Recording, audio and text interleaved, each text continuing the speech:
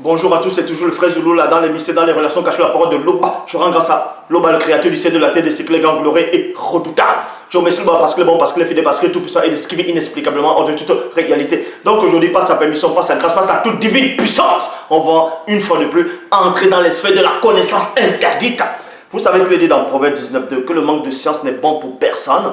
Et encore dans Jean 3.11, nous disons ce que nous savons et l'on rend témoignage de ce qu'on a vu. Donc aujourd'hui, nous allons parler d'un sujet, on va entrer en profondeur dans les mystères même du personnage d'Apocalypse chapitre 1 au verset 14, que beaucoup de personnes font allusion en disant que c'est le Christ, sans savoir exactement ce dont ils sont en train de parler réellement. Et il y a aussi un personnage connu sous le nom de Malcolm X à une certaine époque. Lui aussi, il avait fait allusion à ça. Et beaucoup de gens, les panafricanismes, beaucoup de gens qui œuvrent, on va dire cela, pour la spiritualité, on va dire, africaine, aussi font allusion à ce personnage d'Apocalypse chapitre 1 au verset 14. Ils disent que c'était le Christ. Mais ici, dans l'enseignement, on va voir si c'était réellement le Christ ou un ange qui vient du grand hors des choses, c'est-à-dire un amuloloma. Donc, pour cela, toi qui me regardes, je t'exhorte de vérifier toutes les versions des Bibles. On va aller mot pour mot, on va décortiquer même les mystères. Vous allez connaître les mystères des virgules, des points d'interrogation, apostrophes, ainsi de suite. Donc, je t'exhorte de vérifier dans Apocalypse chapitre 1 au verset 1 à 2. Apocalypse chapitre 1 verset 1 à 2. Dans la Bible en français courant, il dit « Ce livre contient la révélation que Christ a reçue. Point. Dieu lui a donné pour qu'il montre à ses serviteurs ce qui doit arriver bientôt. Point. Le Christ a envoyé son ange à son serviteur Jean pour lui faire connaître cela. Jean est témoin que tout ce qu'il a vu est la parole de Dieu et vérité révélée par Christ. Point. Il y a point. Donc, j'ai lu très vite. On va aller mot pour mot décortiquer. Donc, je reprends Apocalypse chapitre 1 au verset 1 à 2. Dans la Bible en français courant, il est dit simplement que ce livre-ci, c'est-à-dire le livre, pas toute la Bible, mais le livre de l'Apocalypse que tu es en train de lire, que tu vas peut-être lire, auquel on va pénétrer dedans, ce livre-là, les révélations qui se trouvent là-dedans, les propos, les paroles, les témoignages, tout ce qui se trouve là-dedans, il est dit ce livre-ci et non ces livres, et non ces livres, parce que la Bible, ça veut dire biblos, bibliothèque, l'ensemble de beaucoup de livres, mais ici, il est question d'un seul livre. Ce livre contient la révélation. Révéler, c'est quoi? On te révèle des choses que tu ne sais pas. Donc, la révélation que Christ a reçue. Point. Donc, vous dites cela, que Christ a reçu la révélation. Et ensuite, on va hors de ce point. On dit, Dieu la lui a donné pour qu'il montre à ses serviteurs ce qui doit arriver bientôt. Donc, on vous dit cela, que Dieu a donné une révélation à Christ pour que Christ montre à ses serviteurs, aux serviteurs, les choses qui vont arriver bientôt. Et ensuite, on vous dit ici, le Christ a envoyé son ange à son serviteur Jean pour lui faire connaître cela. Donc, il y a point d'abord, je m'arrête dans le point. Donc, on va ouvrir ce point pour vous montrer les mystères de la connaissance interdite. Nulle part ici, dans Apocalypse chapitre 1 verset 1 à 2, ou bien Apocalypse chapitre 1 verset 2, nulle part il est dit ici que Christ, quand il a reçu la révélation, il a paru à Jean. Il est venu en Jean en vision ou physiquement ou bien spirituellement, astralement. Nulle part c'est écrit que Christ a paru à Jean à l'île de Patmos. Or, c'est plutôt écrit que Christ a donné la révélation que Dieu lui a donnée à un ange, à son ange, et c'est son ange qui a apparu à Jean. Est-ce que vous comprenez? Ce n'est pas Christ qui a apparu à Jean à l'île de Patmos, c'est l'ange que Christ a envoyé qui a apparu. On va relire cela. Ce livre contient la révélation que Christ a reçue de Dieu, point. Dieu le lui a donné pour qu'il montre à ses serviteurs ce qui doit arriver bientôt. Le Christ a envoyé son ange, le Christ a envoyé son ange, le Christ a envoyé son ange, et non le Christ a apparu. Mais le Christ a envoyé son ange à son serviteur Jean pour lui faire connaître cela. Donc, le personnage, l'entité ou celui qui va apparaître à Jean ne sera pas le Christ. À l'île de Patmos, ça va être tout simplement l'ange que Christ a envoyé. Et on vous dit ici dans la suite, Jean est témoin que tout ce qu'il a vu est la parole de Dieu, de Loba, et vérité révélée par Christ. Vérité révélée par Christ, pas directement à Jean, mais par l'envoi de son ange pour que l'ange puisse révéler cela à Jean. Et on va donc poursuivre. Apocalypse chapitre 1 au verset 19, traduction du monde nouveau. D'Apocalypse, on va aller d'Apocalypse. Bon, d'Apocalypse chapitre 1. Vous voyez? D'Apocalypse chapitre 1 au verset 9, il est dit ceci. Moi, Jean, votre frère, qui est pas avec vous à la tribulation et au royaume de la persévérance en Christ. À la persévérance en Christ. Vous voyez? En Christ. Là, c'est pas la traduction du monde nouveau, ça. En persévérant en Christ, j'étais dans l'île appelée Patmos à cause de la parole de Dieu et du témoignage de Christ. Donc, Jean dit ici dans Apocalypse chapitre 1 au verset 9, moi, Jean, votre frère, et qui est part avec vous à la tribulation et au royaume et à la persévérance en Christ, j'étais dans l'île appelée Patmos à cause de la parole de Loba et du témoignage de Christ. Point. Verset 10. Dans Apocalypse 1 de traduction, le maître de Sarsi, il est dit, je fus ravi en esprit, un jour de dimanche. Donc, Apocalypse chapitre, je répète, Apocalypse chapitre 1 au verset 10. Verset 10, dans la traduction, le maître de Sarsi, je fus ravi en esprit, un jour de dimanche, virgule, et j'entendis derrière moi une voix forte en éclatant comme le son d'une trompette. Dans d'autres versions, il est dit, je fus ravi, toujours dans Apocalypse chapitre 1 au verset 10, je fus ravi en esprit au jour du Seigneur. Les gens vont penser que quand on dit au jour du Seigneur, ça veut dire que ce jour-là, le Seigneur est apparu. Donc, ils vont dire que ce jour-là, Christ est apparu là. En tout cas, le vrai Christ est apparu là. Non, c'est pas ça.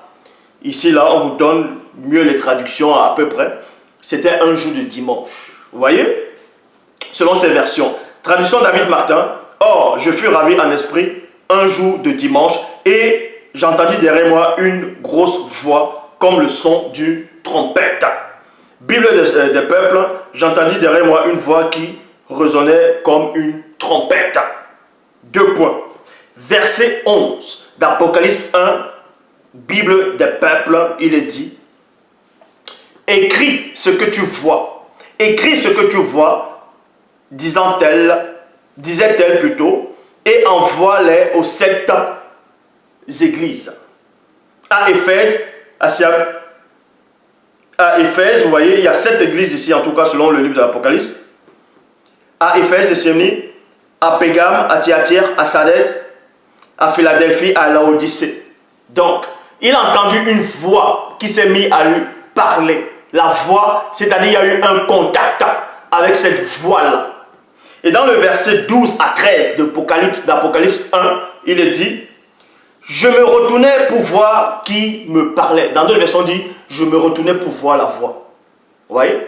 Est-ce qu'on peut voir une voix? Bien sûr qu'on peut voir une voix. Mais ici, là, on va prendre ici, je me retournais pour voir qui me parlait. Qui me parlait? Point. Alors, je vis 7 lampes d'or. Au milieu d'elles se tenait un être semblable à un homme, point virgule. Il portait une robe qui lui descendait jusqu'aux pieds et une ceinture d'or autour de la taille. Point. Donc, on va d'abord s'arrêter dans ce verset, dans ce chapitre, et on va vous démontrer une bonne fois pour toutes, et encore comme d'habitude, qu'il n'y a qu'un seul enseignant. Que quand Loba mandate quelqu'un, il ne lui donne pas l'esprit avec mesure. Il y a toujours eu un enseignant, il est là et il restera le seul unique enseignant. Donc, ici, je vais relire Apocalypse chapitre 1, verset 12 à 13. Je me retournais pour voir qui me parlait. Alors, je vis 7 lampes d'or. Au milieu d'elles se tenait un être. Remarquez ici que Jean, dans aucune version, il a dit que cet être-là, c'était le Christ. Jean n'a pas dit ici là qu'il a vu le Christ. Jean n'a pas dit ici qu'il a vu le Christ. Donc, il n'a pas dit que ce personnage c'était le Christ, il n'a pas dit que c'était le Seigneur, il n'a pas dit que c'était JC comme vous voulez, dans votre version.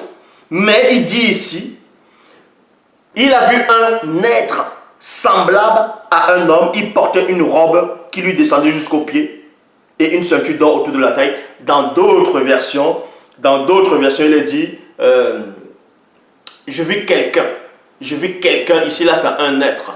Donc vous allez me poser là, vous allez forcément dire, avec vos raisonnements, que quand Christ est monté, forcément, il est devenu pur esprit. Oui, il est devenu pur esprit.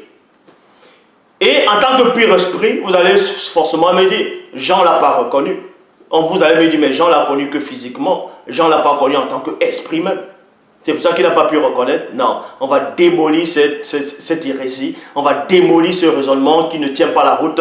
Pourquoi? Tout simplement, Jean, le personnage, l'entité qui est apparue à l'île de Patmos, n'était pas le Christ. D'Apocalypse chapitre 1 au verset 14, ce n'était pas le Christ. Parce que si c'était le Christ, Jean allait le reconnaître. Jean allait le reconnaître parce que Salomon dit, ce qui a été, c'est ce qui est, il n'y a rien de nouveau. Pourquoi? Parce que quand vous lisez dans Matthieu chapitre 17, au verset 1 à 4, il est dit ceci. 6 jours après, Christ prend avec lui Pierre, Jacques et Jean. Donc Jean là qui assistait, qui était à l'île de Patmos, dont il était là lors de la transfiguration, quand Christ était encore sur la terre. Donc 6 jours après, Christ prend avec lui Pierre, Jacques et Jean, son frère. Et il est conduit à l'écart sur une haute montagne. Point. Il fut transfiguré devant eux. Son visage resplendit comme le soleil et ses vêtements deviennent blancs comme la lumière. Et voici Moïse, c'est-à-dire Boussi et Élie, leur apparut, s'entretenaient avec lui. Vous voyez? Donc, dans la suite, on dit quoi? Pierre, prenant la parole, dit à Christ, Seigneur, il est bon que nous soyons ici. Si tu le veux, je dresserai ici 3 tentes. Une pour toi, une pour Élie. Non, c'est-à-dire une pour Boussi, une pour Élie. C'est-à-dire B. Matthieu chapitre 17, au verset 9, Bible second 21. Comme il descendait, là c'est plus tard quand les Boussi tous ont disparu, quand il descendait de la montagne, Christ leur donna cet ordre. Christ leur. Mais nous savons qu'avant c'est Dali qui avait parlé. Certains moments disent que c'est Dali seul qui avait vu la vision. Non, Jean aussi a vu et son frère Jacques a vu. C'est ça que Christ dit ici là. Comme il descendait de la montagne, Christ leur donna cet ordre, ne parlez et non ne parle, mais ne parlez à personne de ce que vous avez vu. Ils ont vu quoi? Les apôtres ont vu quoi? Ils ont vu Élie, qui était un pur esprit, parce que Élie n'était plus physiquement, c'était un pur esprit. Il a vu Boussi, c'est-à-dire Moïse, c'était un pur esprit.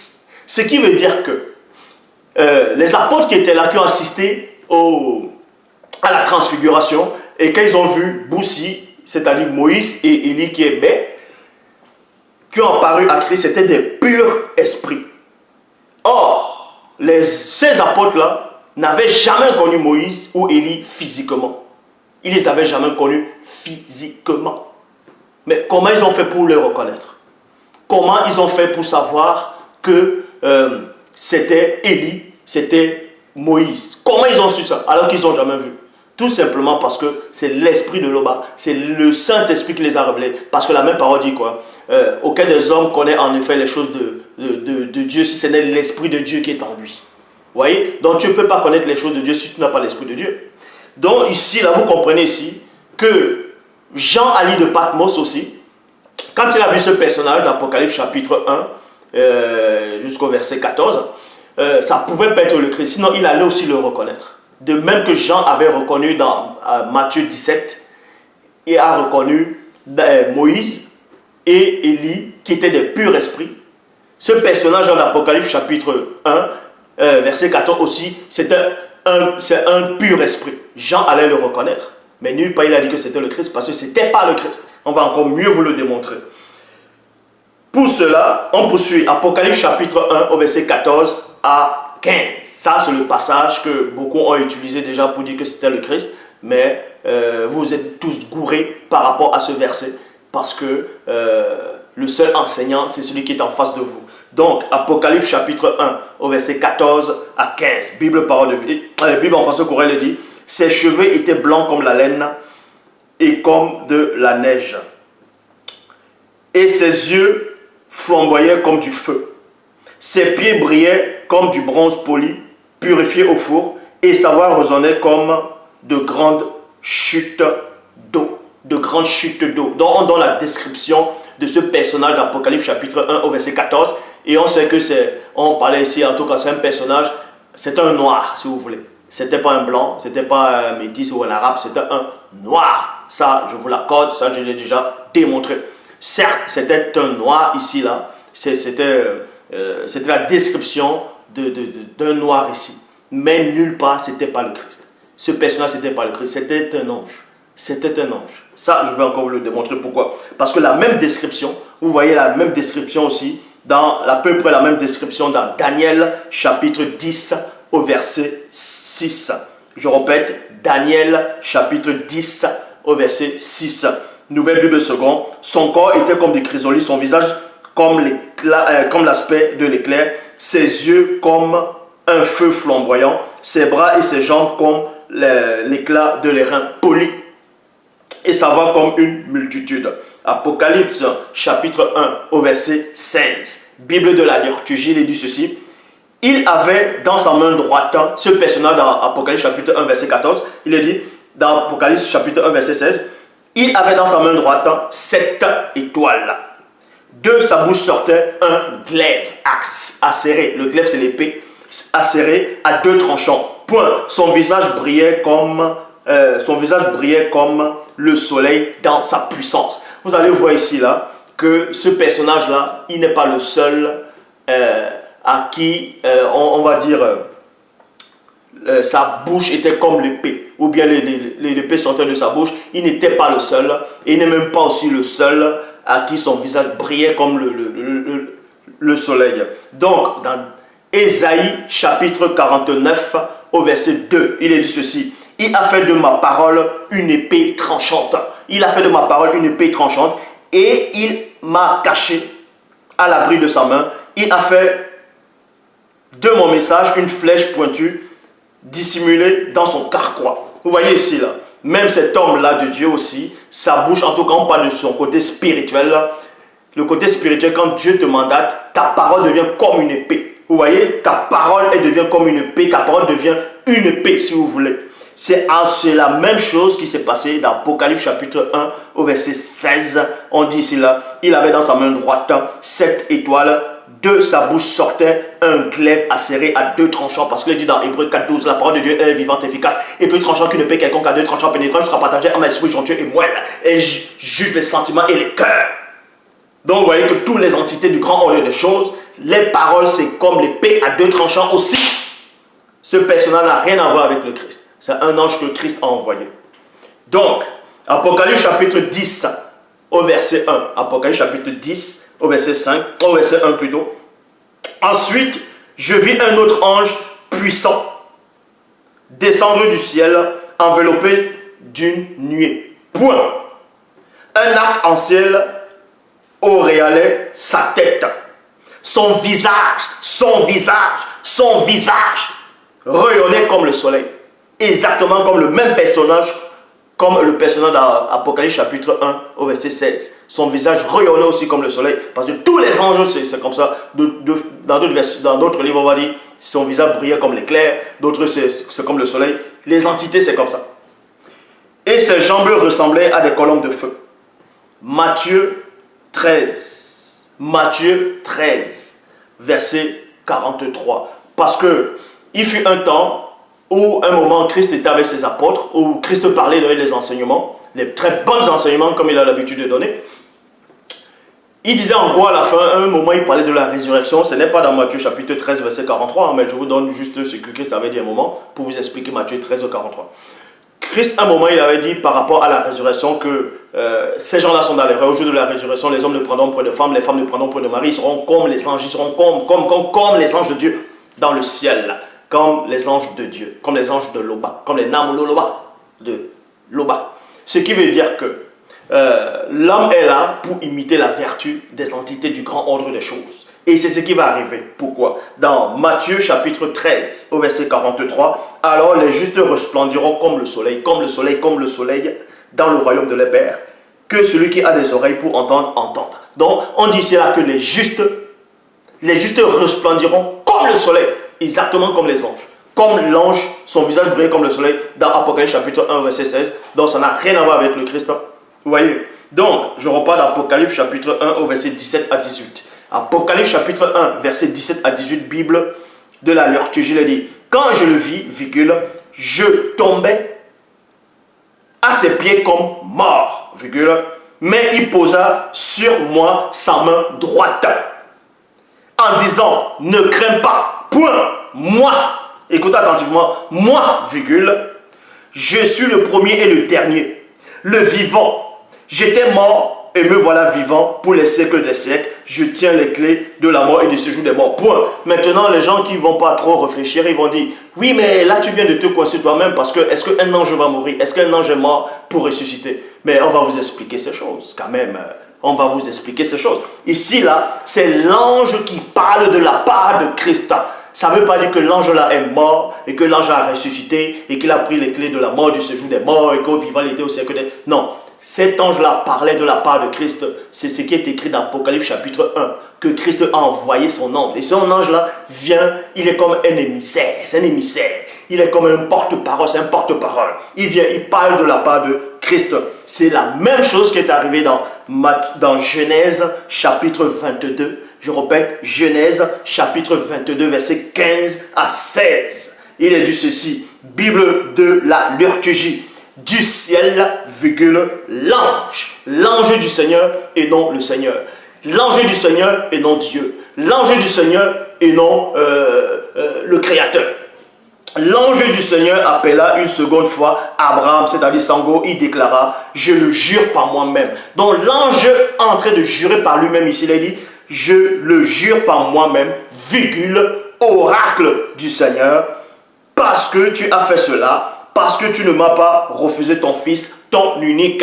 Donc, beaucoup de gens vont dire ici, là, oui, vous voyez, c'est l'ange de l'Éternel. Donc, il a juré par lui-même. Ça veut dire que c'est Dieu lui-même sous une forme de théophanie. La théophanie. Mais tout ça, c'est faux. Puisque cet ange-là, il parlait de la part de celui qui l'a envoyé. On voit cela dans Hébreux chapitre 6 au verset 13. Lorsque Dieu fit la promesse à Abraham, ne pouvant jurer par plus grand que lui, il jura par lui-même. Vous voyez? Ça veut dire que quand l'ange l'a juré par lui-même, en gros, il parlait de la part de Dieu. Tout simplement. Ça ne veut pas dire que cet ange-là, c'était une théophanie de Dieu ou une apparition de Dieu directement. Non. C'est le même procédé qu'on a trouvé dans Apocalypse chapitre 1, où cet ange-là disait, le vivant, j'étais mort, et voici, je suis vivant, c'est que des siècles, je tiens les clés de la mort, du séjour des morts. Ça ne veut pas dire que cet ange-là était mort. Cet ange-là parlait de la part de Christ.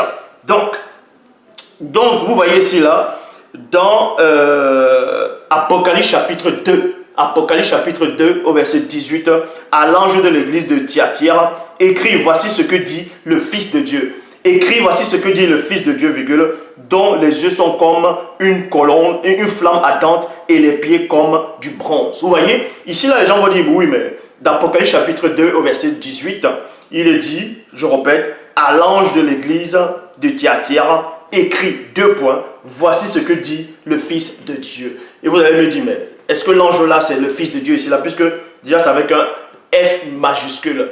Est-ce que cet ange là, c'est le Fils de Dieu? Donc on va vous expliquer ces choses-là, que ce personnage-là, c'est toujours un ange qui parlait de la part de Christ en disant, voici ce que dit le Fils de Dieu.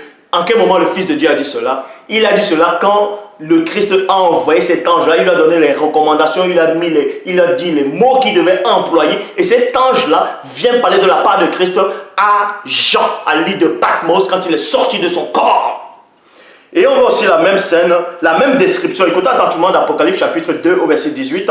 À l'ange de l'église de Thyatire, écrit, voici ce que dit le Fils de Dieu. Donc, les yeux sont comme une flamme ardente et les pieds comme du bronze. On retrouve à peu près la même description dans Daniel chapitre 10 au verset 6. Daniel 10 verset 6, Bible du sommeil, il dit, ses yeux étaient pareils à des flammes ardentes, virgule, ses bras et ses pieds avaient l'aspect avec l'éclat plutôt du bronze poli. Point.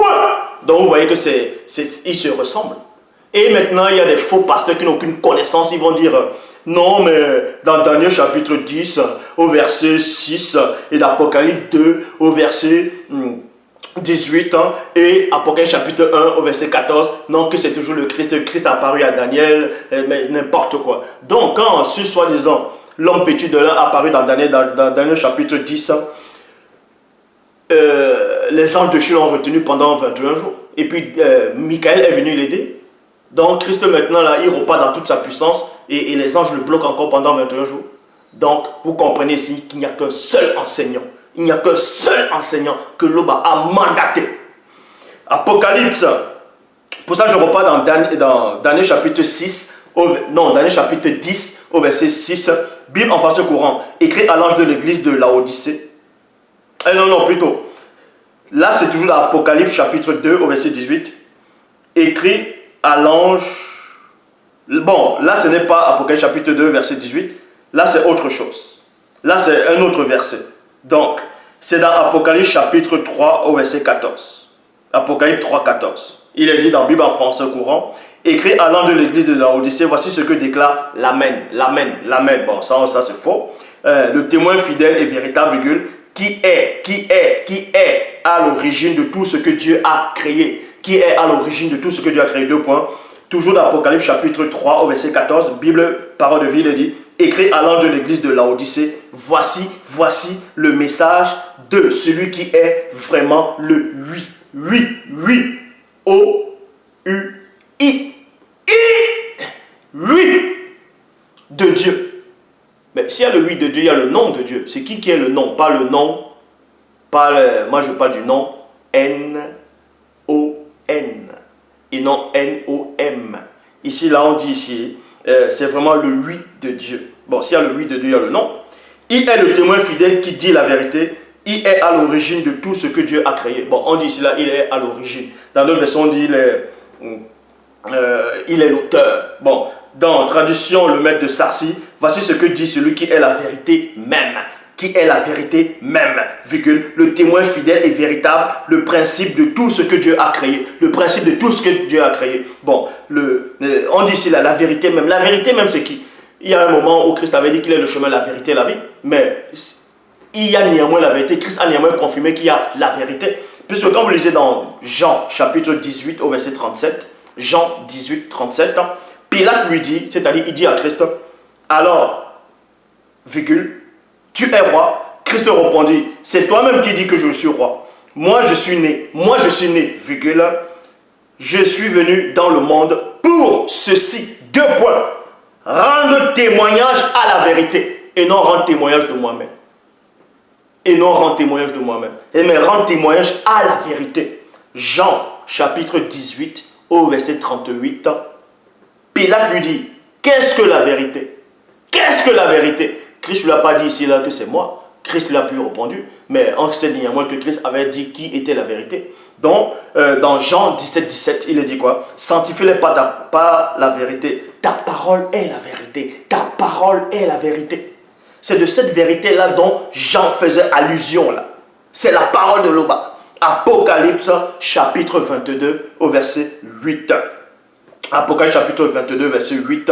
Bible de Jérusalem, c'est moi Jean. C'est lui Jean, lui. Et non toi qui me regarde. Et non toi qui veut interpréter la parole. Et non toi qui veux interpréter la Bible. Il n'y a qu'un seul qui a le droit et le pouvoir d'interpréter la Bible. C'est celui qui est en face de toi.